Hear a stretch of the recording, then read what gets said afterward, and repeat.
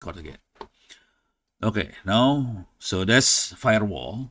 So this is the additional information about firewall, because some of the student actually ask, uh, does the Indonesian really use firewall to block the traffic to online gambling or pornographic sites? It's so the Indonesian government is actually not using firewall.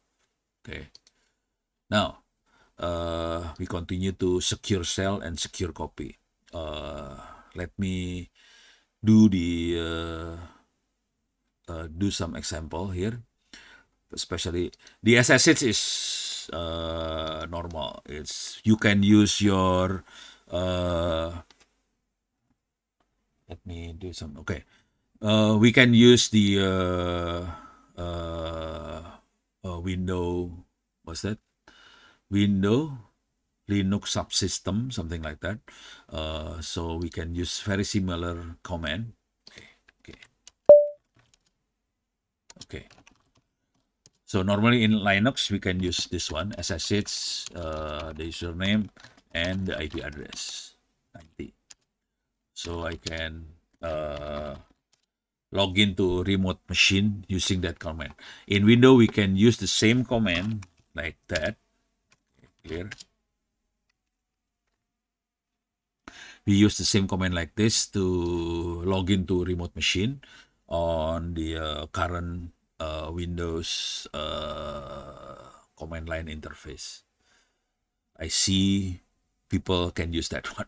In the past, we cannot use this one in Windows command line interface, but now I think you can. Now, our problem is not that.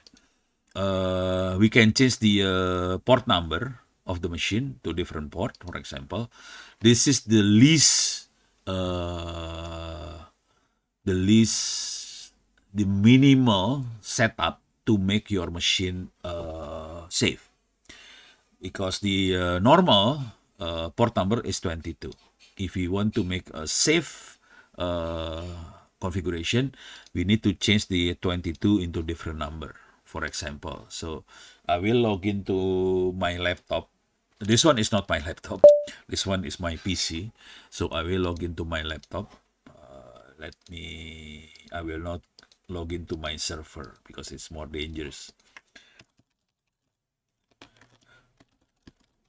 My laptop IP address is 192.168.0.190. This one is I log into my laptop.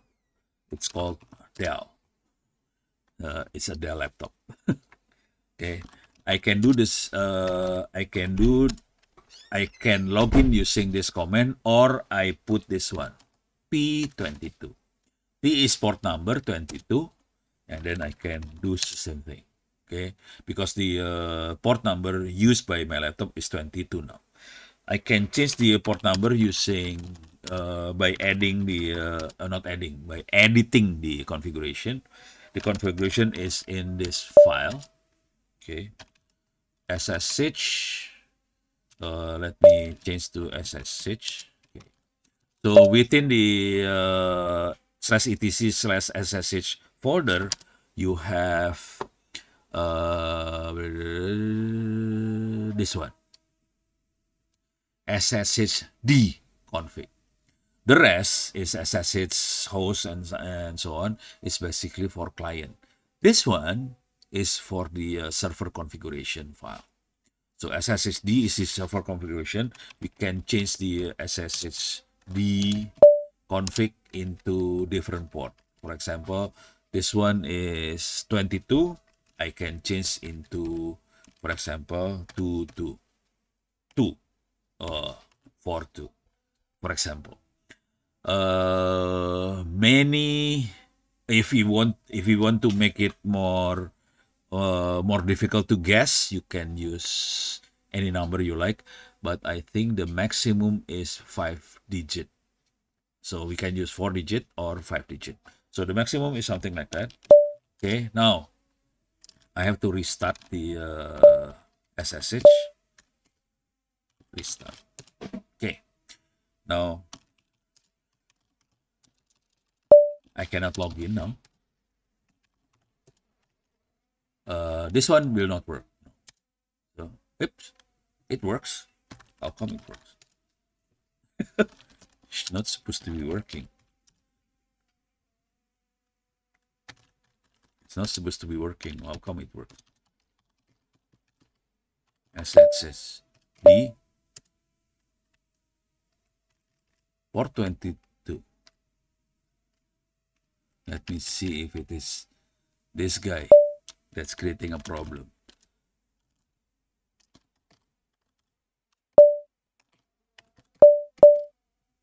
Deconfig.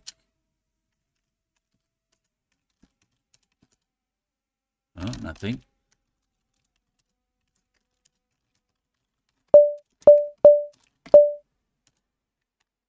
How come I can't log in? I'm not supposed to be able to log in. Nope, nope. Okay. So I don't know why I can log in. I'm not, oops.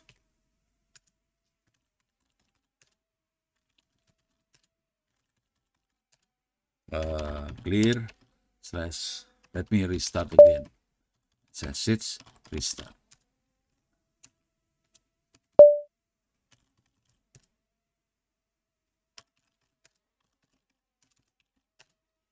Let me log in. Let me use this one. Connection refuse. Uh-oh, I'm in big trouble. So I cannot change the port number here. Okay, we are in big trouble. So for some reason, it not change the port number.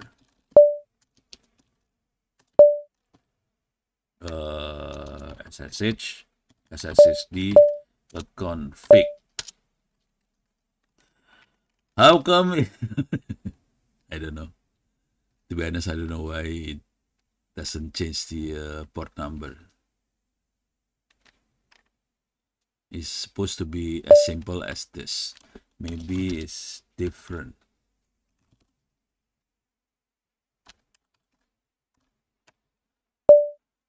Now I don't know. Okay, let me check to the ChatGPT.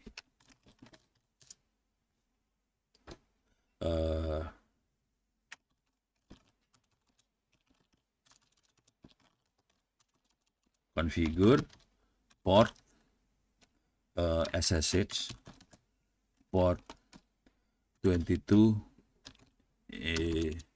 into port in Ubuntu 2404.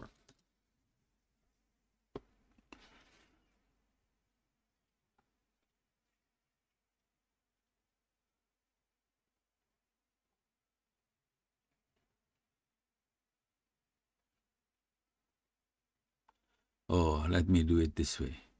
System control, restart SSH.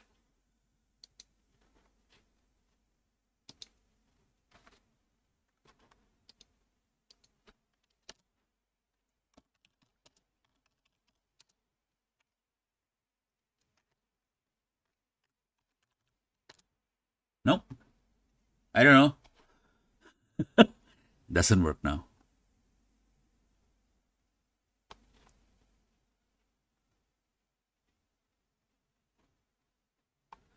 Okay. It's very simple. This one. And change this one. That's it. This is just allowing the firewall. Right now the firewall is not filtered anything. There is no filter in the firewall. So to be honest, I don't know why I cannot change the port number. No. Okay. Okay. So basically, if we are able to change the port number, then the port number is changed. Then we can, because right now it's not changing.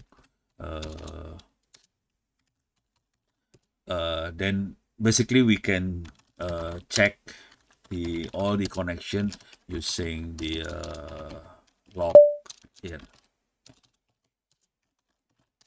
we have access log, authentication log here. Where is the other access log? This alternative boot, this one. So this is how we monitor basically. Where is the other? Nope, nothing. Okay, let me see the auth log. Tail. I use tail so we can check the end of the log here. So this is how we monitor. See this? Accepted password for ONO. This is the IP address. This is it connect through SSH. Okay, let me make it. Okay, to connect through this one. Okay, so this is the log, and this is the application we are using to connect. So that's how we monitor how a user connected to the system. So this is actually the log of the SSH connection. Okay, now that's the only log we normally have, but SSH has many capability. So I will show you the other capability. Hopefully this one work.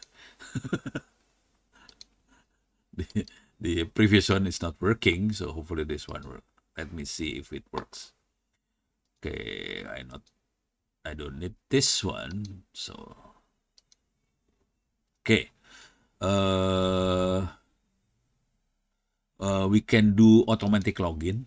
Okay, this is a little bit dangerous if we are not saving the key correctly. Basically, all we want is we want to be able to log into the other machine without having to set up the password and anything. Okay, so before we do that, we need to generate the this key, okay, in our machine.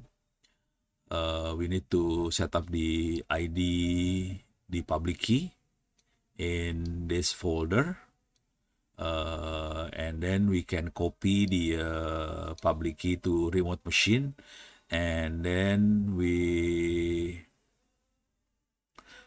can in the remote machine we can push it basically to this authorized key here. Okay, now we want to generate the key in my computer first. This is my computer here. Let me make it bigger so you can see more clearly. So we can check the file in this folder whether we have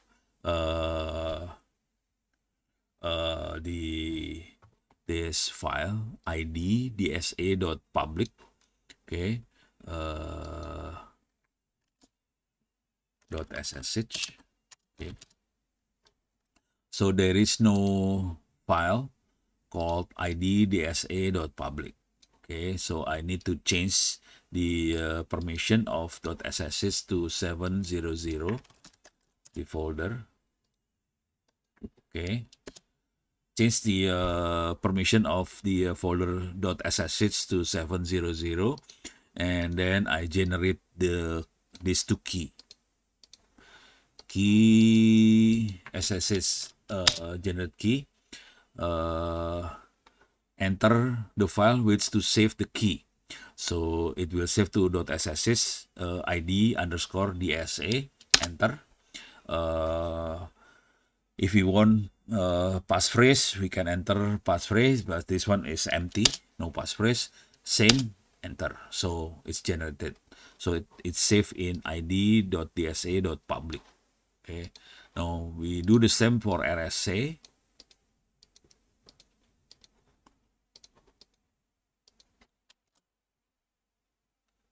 Oops. I move this one here. Oops. Okay. No password, no password. That's it. Okay. So now I have these two file .ssh. So I have these two file. .dsa. So this is the private key. This is the public key, and this is the private key, and this one is public key. So basically we have DSA, RSA, private key, and public key.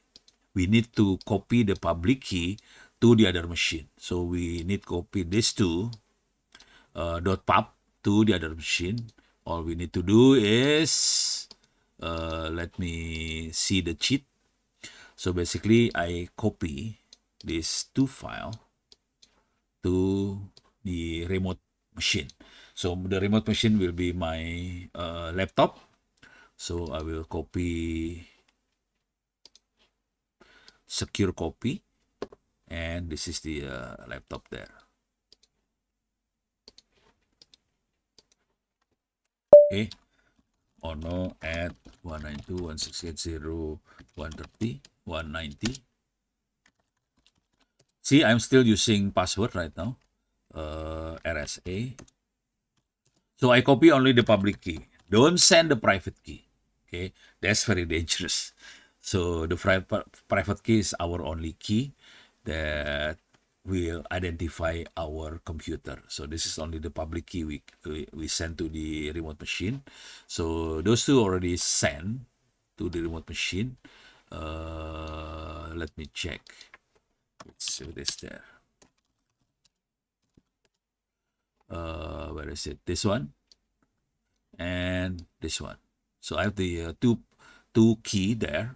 Now I need to move. I already have the SSH folder. I need this file, authorized key. Let me see what inside the .ssh authorized key. It's empty. There is nothing in the authorized key. So all we need to do, we will see move the ID DSA pub to authorized key and RSA. So we move these two into this file. Okay, let me see now. Here, more.ssh authorized key. So this two key is there. So this one is DSA and this is the RSA. Okay. The name of the username and the machine name is this one, Ono at i5. Ono at i5 is this one. See this? Ono at i5. This one is Ono at Dell. Okay.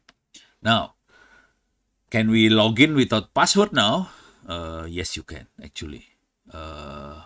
We can log in without password. Let me try to show you. Exit. Now I'm back on i5 machine. I can log in without password now. Okay, enter, login. No password, ask. Okay, let me do it again.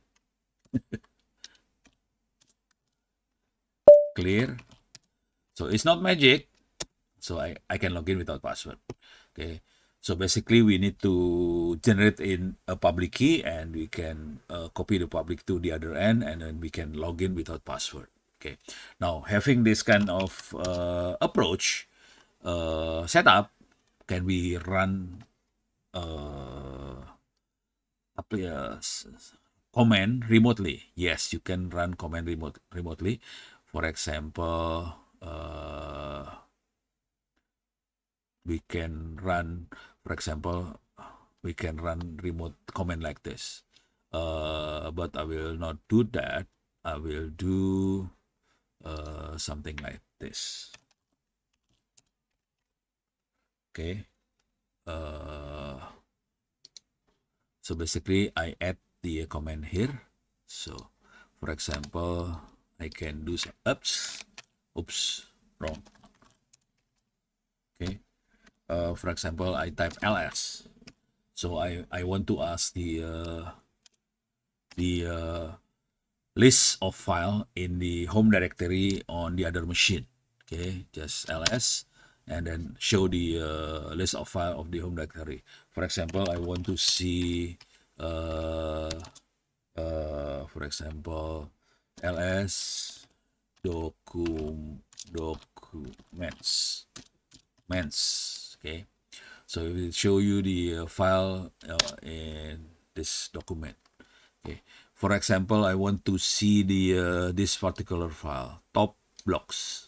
Okay, so we can do the work remotely from other machine by where is it? This one. Okay, we can slash top blocks. Okay, that's it.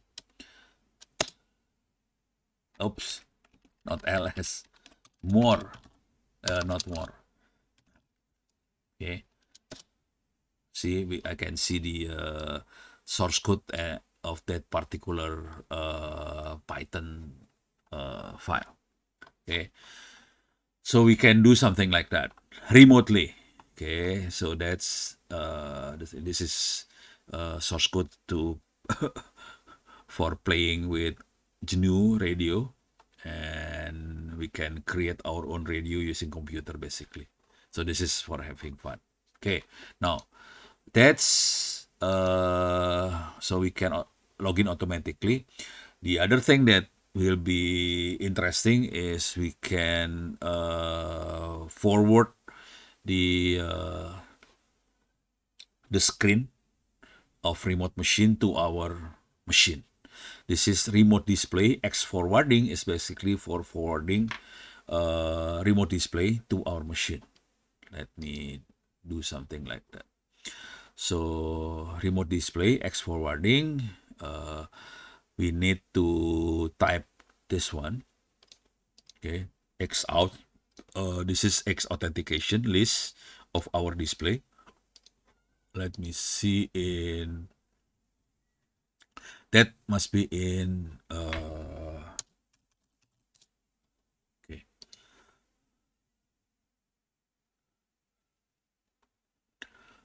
Okay, this is in our machine. This is in i5. This one. Okay. So we have the authentication in i5. These two authentication. Okay. These two. We need to add to this file in the remote machine. Okay, so I will move to the other end.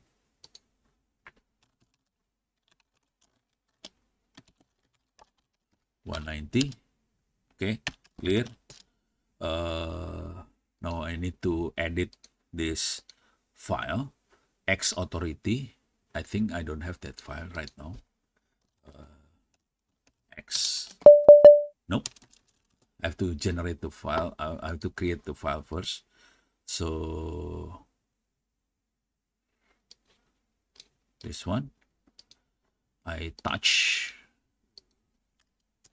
Okay. Now I need to add these two.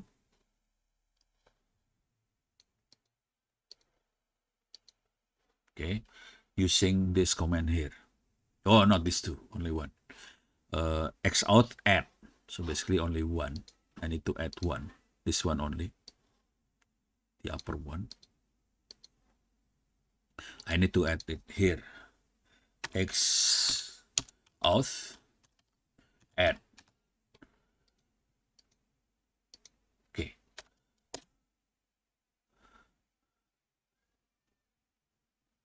Oops, I think I need to put.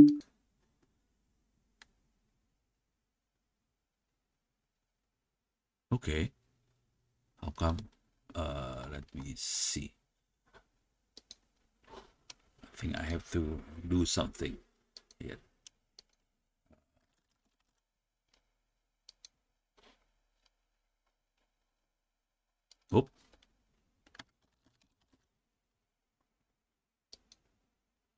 How come?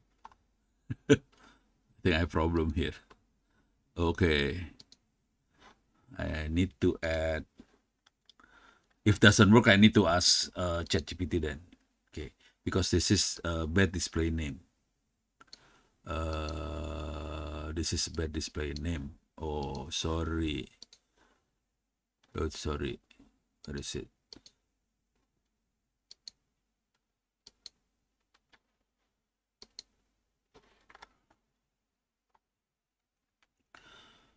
Okay.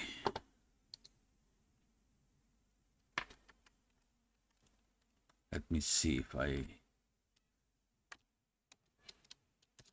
Okay. I need to put 0 there. So I cheating a little bit. Yeah. I need to add 0. Okay. Okay. Let me log out. Exit here. Okay. So I exit the other machine. Now, I will do remote login to the other machine, but I add this one, -X. Okay. Hopefully this one works. -X 190. Okay. Nope. Nope.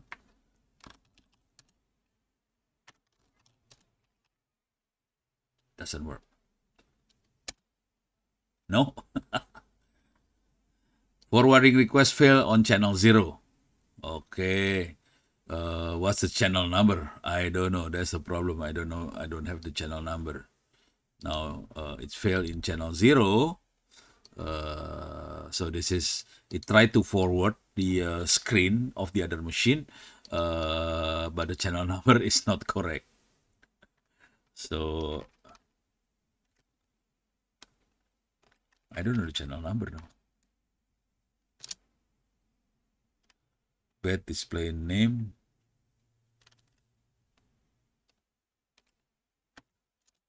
Okay, let me see if I can. I have to delete first actually. Still try to log into channel number. Anyway, sorry. So I have problem this one on this one. I have to play around to check how can I correctly put the channel number here. But I think I need to remove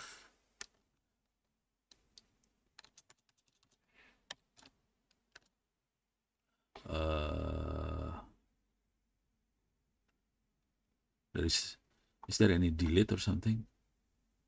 F, add entry, merge, remove. Oh, okay. List. Okay. X auth, remove i5 Unix. Sorry. Unix 0. Sorry. 1. This. Okay, it's gone. Okay. I don't know how to set up the channel number now. Anyway, maybe later we can play around with this one. But the idea is if we correctly set up, then we can transfer all the screen to the other machine. So that's the whole idea of these things. But still, from the forensic point of view, we actually see it from the SSH log file. That's it. Okay. The other thing that may be interesting is, for example, this particular server, but this is dangerous. I will only tell the story. I will not do it because it's quite dangerous. So basically, what, for example, this particular server is this server is located in my computer, in my local area network, in my home. No one on the internet can access this machine.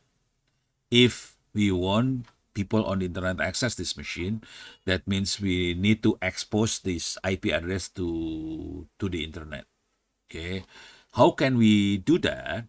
We can do something like let me see, reverse SSH.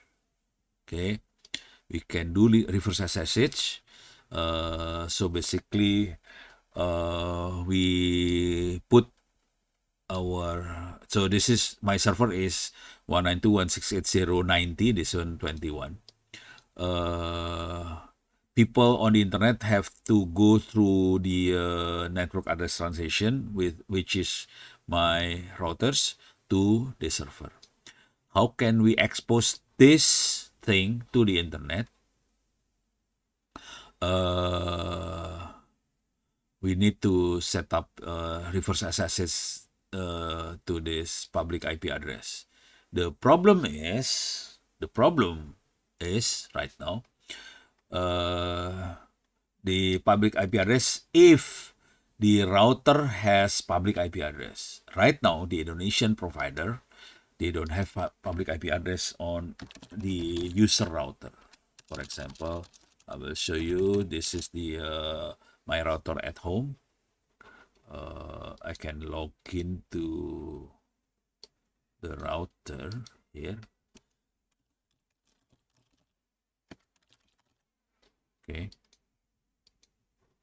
Okay, so I log into my routers. I can see the system information in the wide area network. It's not public IP address basically. So this is the IP address. This is not a public IP address. This is 10.91.67.32, which is a private IP address again. The actual IP address is on the provider, so I cannot set up this thing on the provider because I have to set up the router on the provider. So at the moment, it's impossible using this approach here. Where is it? This one. Okay, this one is impossible right now. So what we need to do is we have to find reverse SSH service on the internet. One of them is ngrok. ngrok. Okay. ngrok basically create a secure tunnel from the internet to our network. We can start for free. Okay.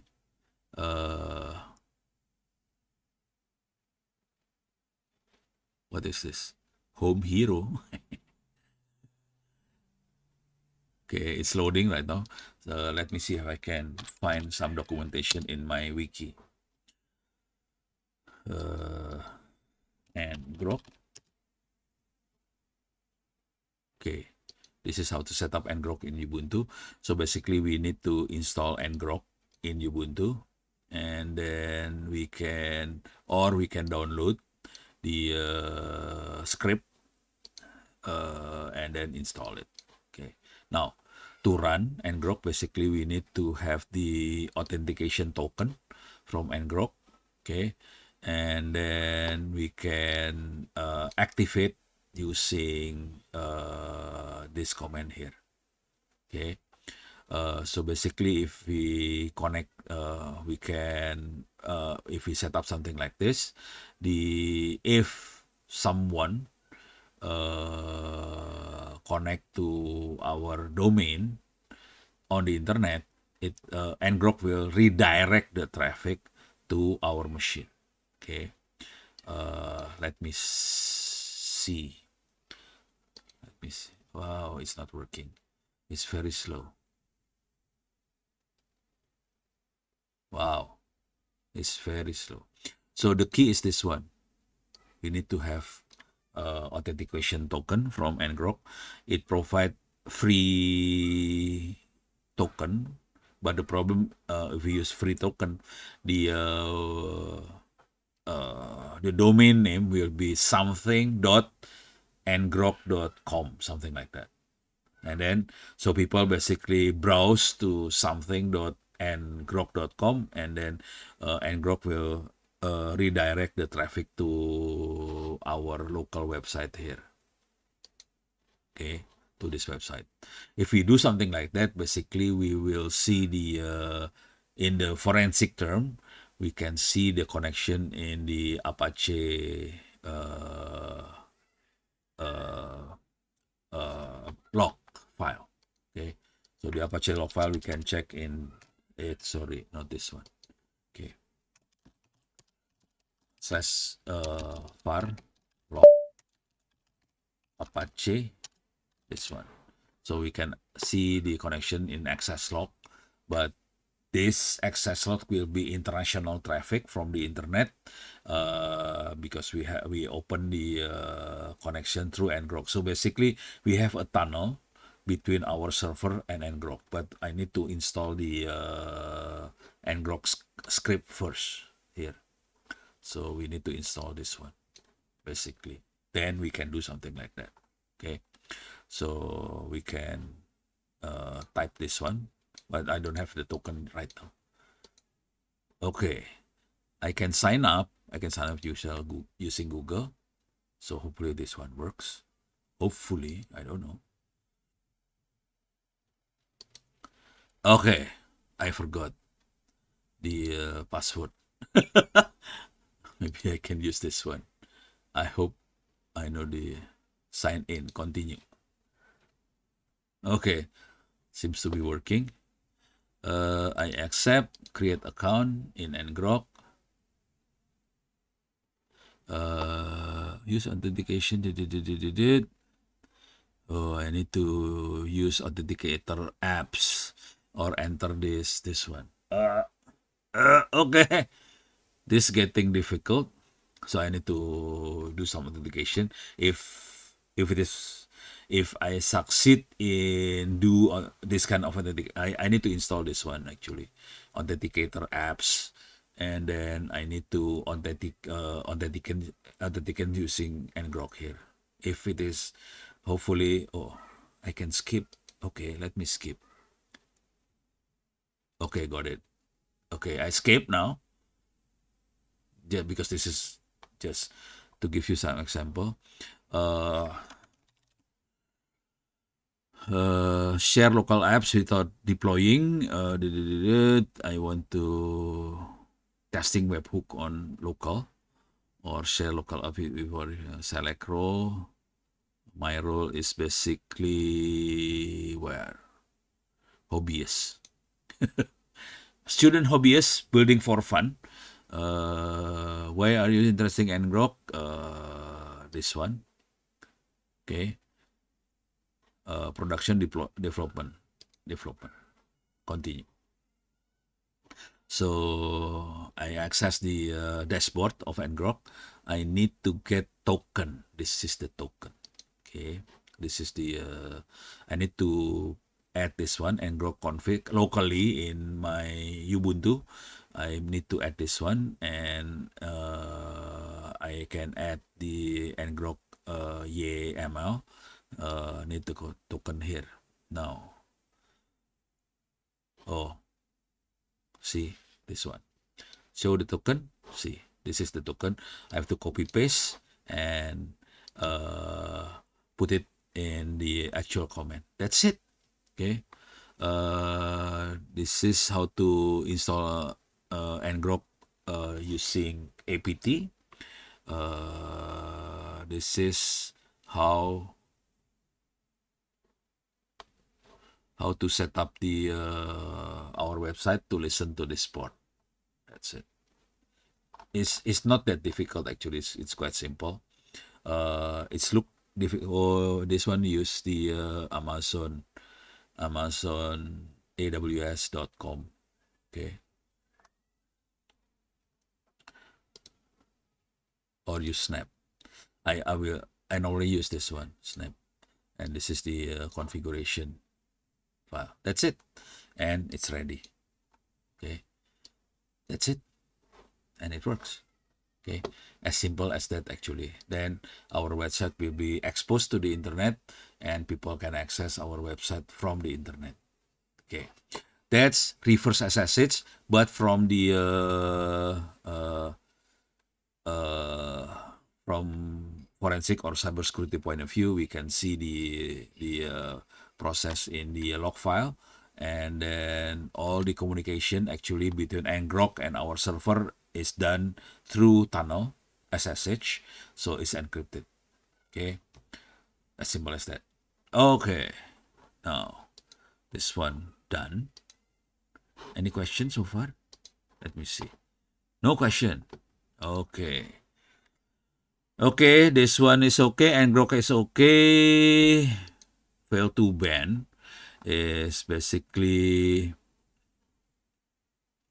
I don't know if this still running. This one is Ubuntu, old Ubuntu 14.04. Right now is 24.04, which is 10 years ago.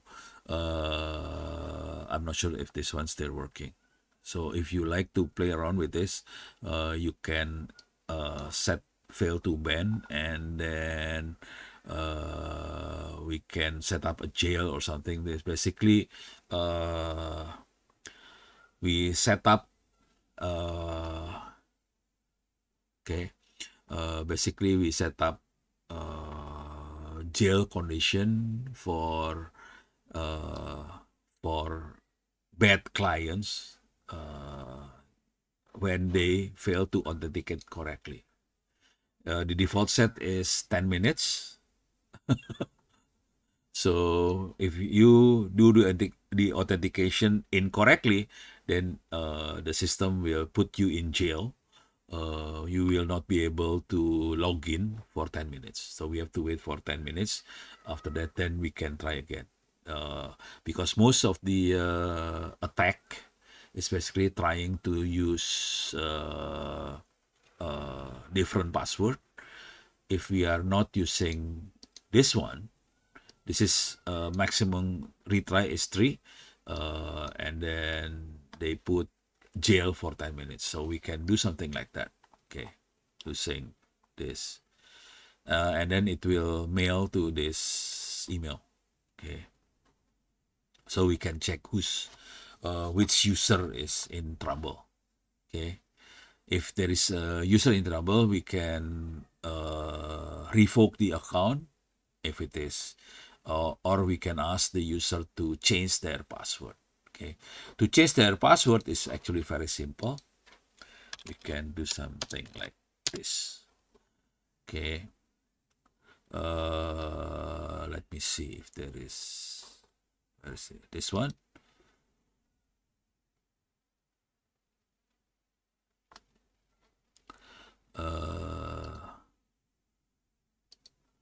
Hardening security tips for Linux server.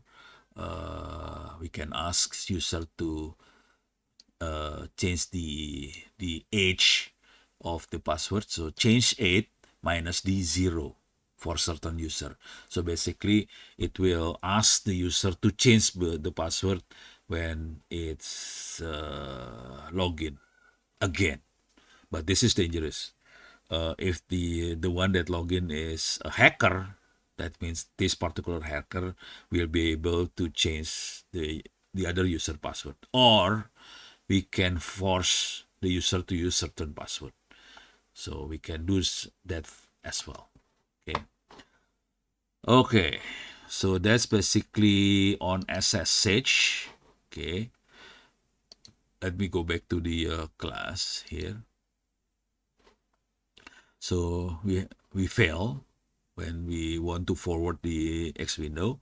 I already covered this one. SCP is the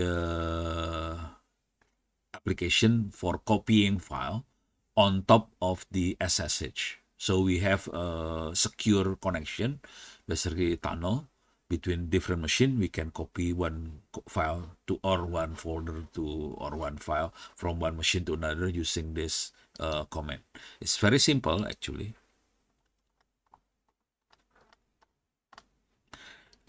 SCP source file, user at host directory target file, or we can do the other way around, source file to target file. So this is remote machine. This is local machine. This is local machine. This is remote machine. So we can copy local to remote, or we can copy remote to local. So the same thing. We can do something like this. The format is like this. For those who use Windows, you can use WinSCP. WinSCP. Okay. So we can download WinSCP, and I'm not supposed to download. Okay, we can download and we can install in your Windows computer. It's quite secure. This one is secure. Okay, now there's SCP. Of course, if we change the if we allow the other machine to log in without password, when we copy the public key to the other machine, then we can do transfer file without having to retype the password. Okay, so that's the beauty of secure copy, SCP. Basically, it runs on top of the SSH. Now, so that's SCP, quite simple. Now, the other one that we can use is rsync. I normally do a lot of rsync between one machine and another. Rsync is basically to copy, backup, normally we use for backup, local file to remote file, or the other way around for remote to local. So we can do both way, remote to local or local to remote. Okay, like this. Okay, now maybe I can give you some example. Okay.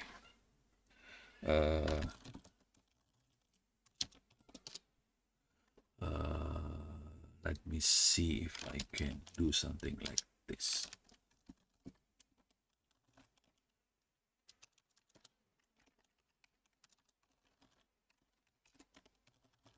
What time is this now? Okay, 7:45. Okay.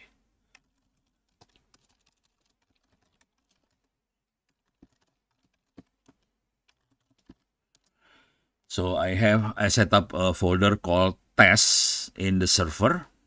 I will set up also folder for test here. Okay.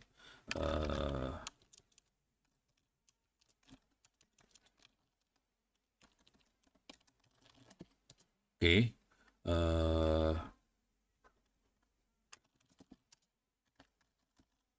I have to set up the rsync server first.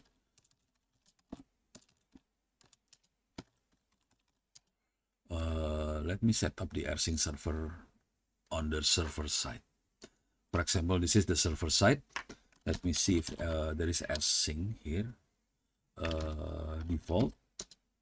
So in the folder /etc default, okay, this is the file. We have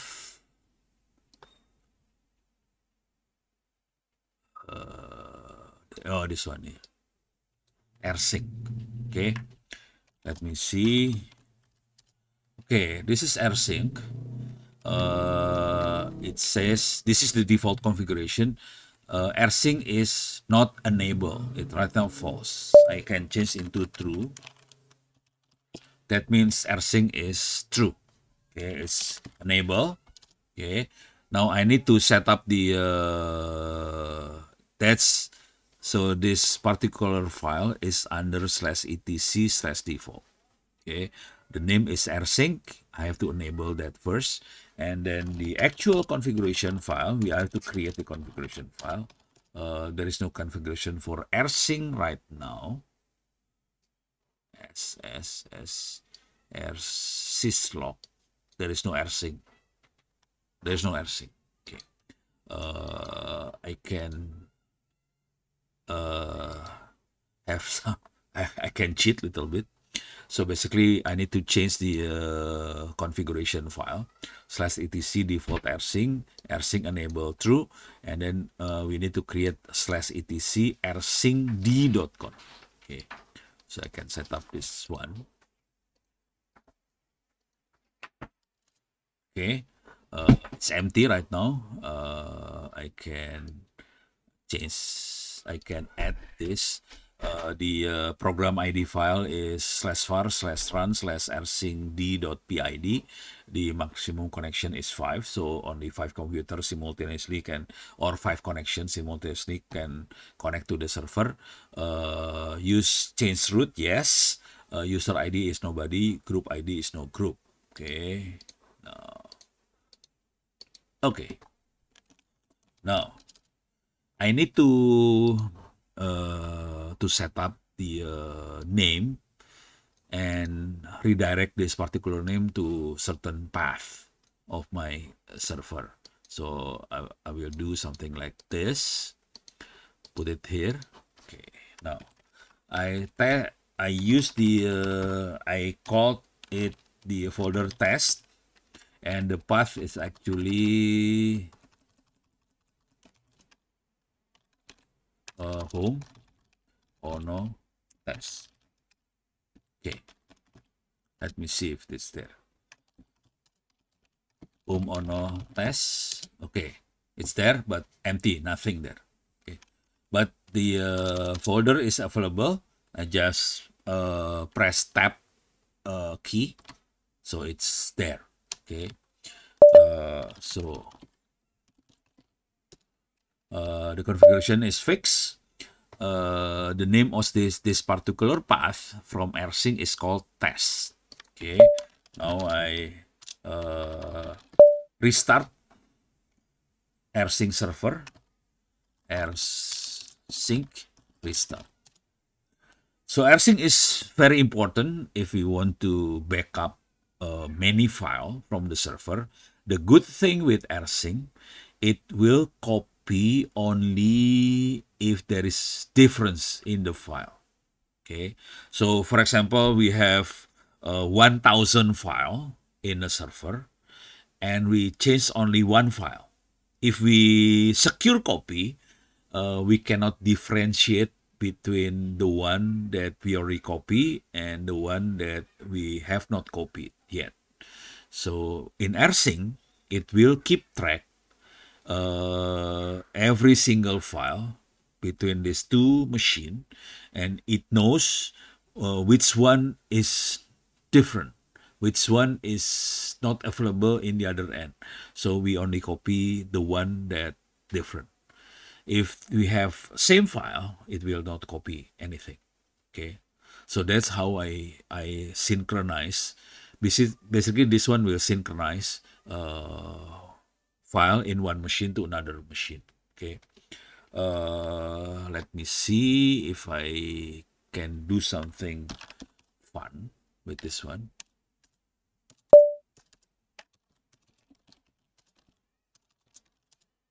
So I move into this folder. This is in the server. This is in my computer here. So I have folder test. Okay, it's empty. Okay, now I add a file here. Testing file.txt. This is a test. Okay, so now in this particular folder, I have a file called testing file.txt. Inside the file is called it's a sentence like this. This is a test. That's it. So one file, and it contains this text only. This is in my server. The IP address is 192.168.0.90, and then this is my computer here.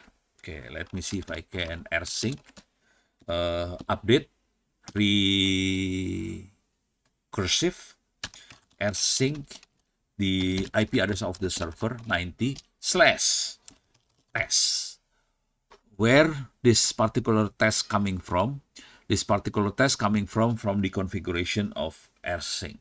Sudo vi etc rsync_d. See this? I put test here. So this test becoming this one. Okay.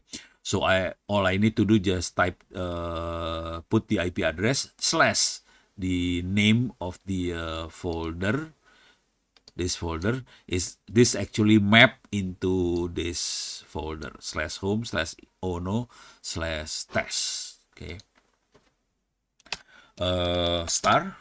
So I will rsync all file and put it here. Or if you want to make more complete /ono test, or I can put it here because here is /test here. Okay. Or if you to make it more logical, I can type something like this. So all the file within this folder, this test folder, will be copied to this test. Enter. Okay, let me see. ls. See, I have this file now. What inside this file? Testing text. This is a test. That's it. So the same file is copied. Oops, sorry. Okay. See, the same file is copied. If I create another one, test2.text, test. This is test2. Okay. Okay. Let me see. See, we have two files now, test2 and testing file. The content is the same.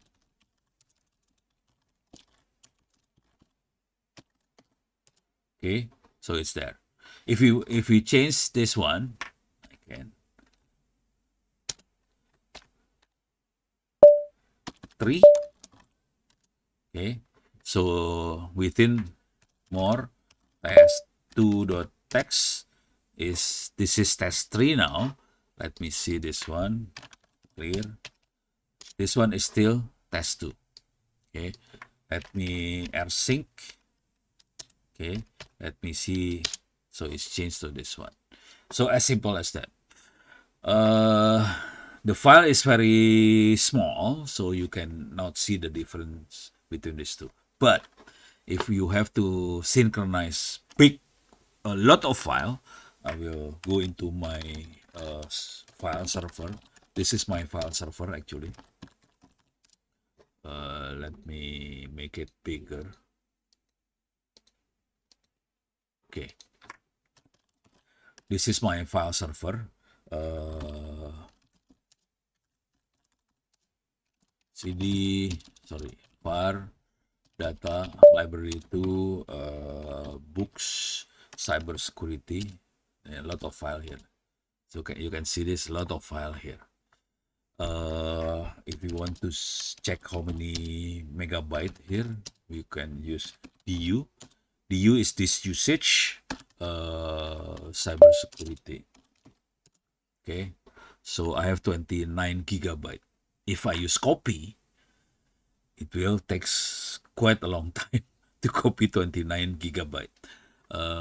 Takes maybe around half an hour or something to copy 29 gigabyte, or less than half an hour. But it's not that quick. Then we desperately need rsync to do these things. Okay, let me give you some example of doing it. Actually, I have a copy of, oh sorry, not this one. Okay, this one. So I basically create a batch file to synchronize the my server to this one is this particular file, the particular what's that? This is an external disk, USB disk, 2 terabyte USB external disk. My server is what? I think around total is around 3 or 5 gigabyte. Let me see. So basically I have 2 hard disk, 4 terabyte and 6 terabyte. So in total 10 terabytes. On the other server I have another 8 terabytes. If we need to synchronize this into my hard disk, I have a script. Let me see. Okay. Copy external 9. This is the actual script. This is to copy to my external disk 2 terabyte from the server 9. 9 means 192.168.0.9. Okay. This is the actual script.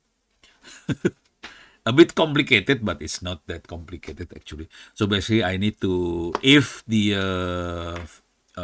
external disk is empty, I need to create the folder first. If the folders is already available, it will not create the folders. So I put -p to create the folder if the folder is not available, and it will create the folder recursively. Okay. So for example, this one, it will create library for multimedia screen recording OWP. Okay.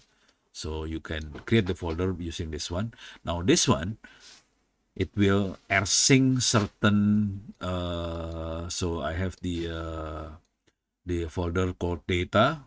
Within data, I have an ISO folder, and it has several other. So within this particular folder, it has many files. I only copy this particular file with korban in the file name. Okay. For example, I need to copy this one. So this actually will copy around 1.8 something or 1.7 terabyte. Okay, but because most of the file is already copied, I just want to make sure only the one that is not copied will be copied.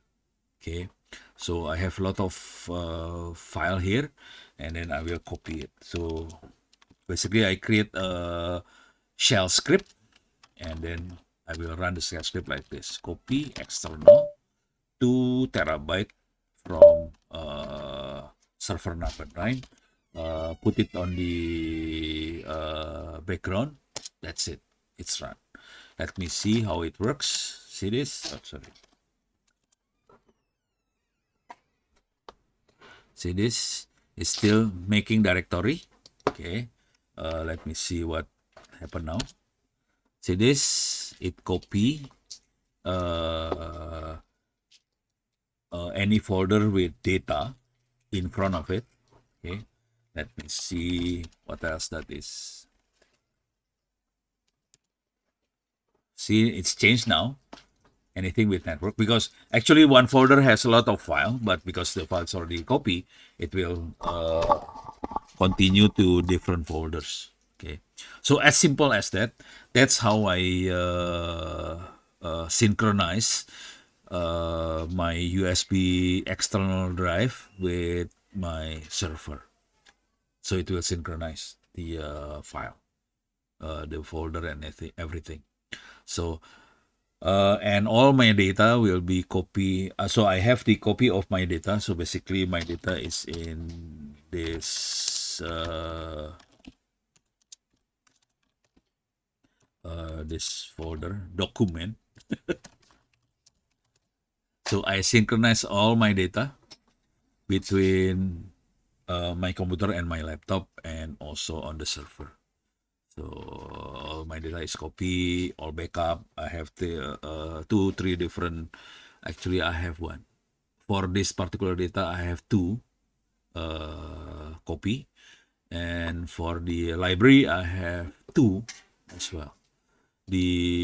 All the important data, I have 3 disk. The important one. The important one is, for example, because as a lecturer, I need to submit my certificate. I need to submit my invitation to give talk. If you want to continue to increase your your rank, then I need to store all these things in a folder. So I have the copy in 3 different sites basically. So that's how I'll backup the thing. The problem with this approach, it depends on the so I set up a cron file basically. It depends on when we copy the file. If this is done in a bank where the transaction is very rapid, a lot of transaction during the day, we need to we need to back up more rapidly. Okay, I personally back up the file like once a day manually. I'm not using cron or timer. If we want to back up more rapidly, then we are in big trouble using this kind of approach. Right now, I'm still learning how to back up more rapidly, but people told me that we can use something like what's that? Journaling backup. Let me see. I'm still learning. This one is I'm still learning. We can ask ChatGPT basically. What is the best journaling backup similar to AirSync for remote backup in Ubuntu, for example? So the keyword is journaling. So journaling is basically we can backup only the change of the file, and we want to backup very rapidly. Okay, for example, for 5 to 8 second backup.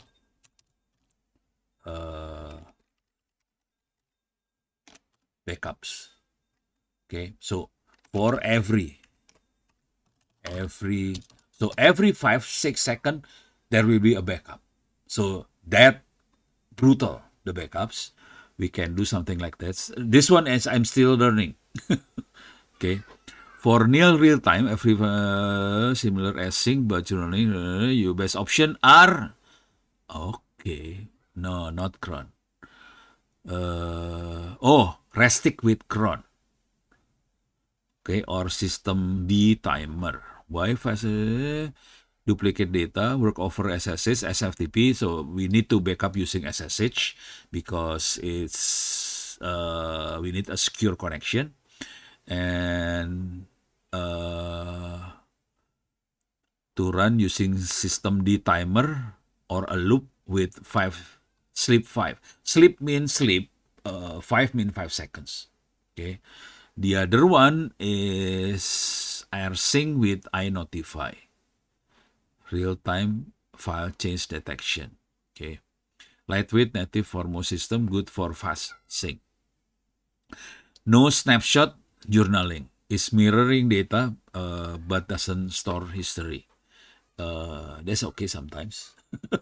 So we can try these things. So this is for the first time I actually, because the ID is very, very tempting. So for the time I actually check this one, Restic and cron. Okay, let me see. This one is not, if AirSync is, AirSync will copy the whole file. That's the problem. Okay, if the actual file like 1 gigabyte, it's not a good idea to AirSync the file every 5 seconds. Okay, because it's 5 gigabyte. For example, the database is 5 gigabyte, but the change is very rapid. That means if I AirSync every 5 seconds, I have to copy 5 gigabyte every second. I want to copy only the change of the file, not the whole file. Okay, let me see. Can we use Restic here? Okay, maybe this one. Okay. Okay. Backups only change file or parts of file. So this is interesting because rsync will copy the whole file. No snapshot. So rsync will not able to doing a snapshot journaling. I need something that only backup change. So that's journal. Okay. So Restic is interesting. Let me see. So I'm doing some research right now. So I'm doing research while teaching. That's that's okay. So give how to example to run Restic every 5 seconds for backup database, for example, MySQL database, okay, in remote server, remote Ubuntu server, okay. So that's how to play around, try things. Okay, potential data due to overlapping jobs. Or you need a system D timer. Okay. Every 1 to 5 seconds. Okay, no problem. I can change that. So the Restic create MySQL dump script. So I need to set up the MySQL dump script. This is the script of MySQL dump. Okay. This is the username of MySQL. This is the password. This is the backup directory. This is the dump file. And then, okay, I need restrict in this one and make directory f backup file. Now, okay, this particular command is basically access the MySQL using MySQL user and password and access all database and put it in dump file. Okay, backup the using Restic. Okay, Restic. Oh, this is the command file. Restic backup dump file, and then execute this particular this script. Okay. Okay, now we need to set up the system D service to do these things. Restrict, one shot, this one, create timer, 1 second. Okay, enable, that's it. This is experimental, it's not recommended. It's recommend only for 1 minute. This one. Okay. Okay. We can play around with these things. Then hopefully it works. Okay. Sorry, I need to put this one into my my wiki. Okay, this is my wiki backup. Okay, Android backup, model store backup hard disk, clone computer. Okay.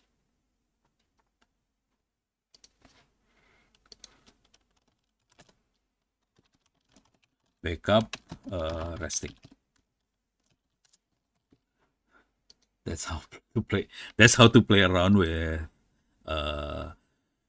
I'm old, so to be honest, I'm having difficulty to memorize things.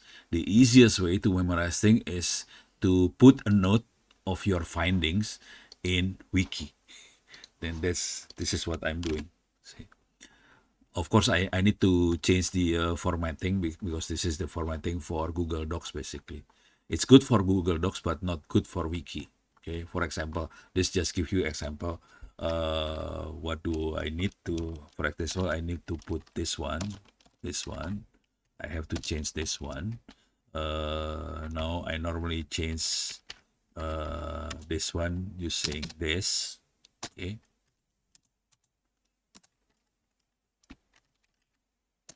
Okay. I need to add this one.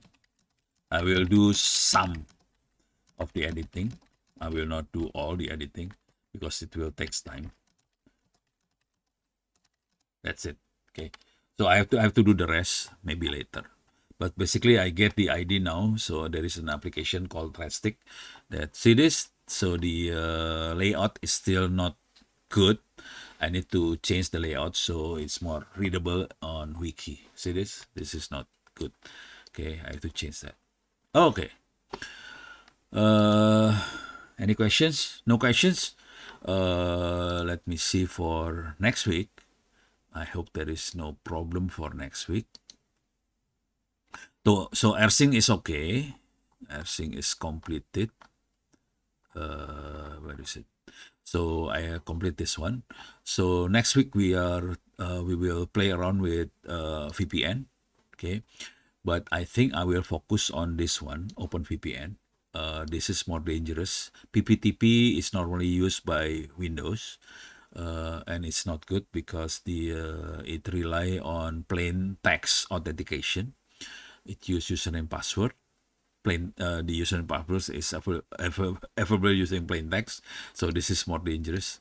I normally use OpenVPN, and normally we use OpenVPN for very secure connection.